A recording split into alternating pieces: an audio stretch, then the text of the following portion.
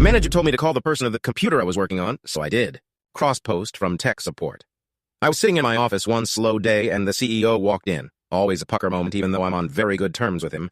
And he handed me an obviously non-business laptop and asked if I could get it back up and running, as it had very important thing on it that was needed shortly, and as I wasn't doing anything and he still signed my paycheck, I said, "You got it, sir." Later, a middle mangler comes in and asks me to do something, and I say, "You're number 2 in line," and pointed to the obviously not corporate laptop I was fixing. Mangler didn't like that much and demanded I call whoever and tell them that it wasn't acceptable for me to be working on personal equipment. So I pulled out my cell and called. Mangler could only hear my half of the convo, but what he heard was something like, "Hey Tom, I got Bob here telling me it isn't acceptable for me to be working on your personal stuff, and he wanted me to call you and tell you." "Oh sure, he's right here, hang on."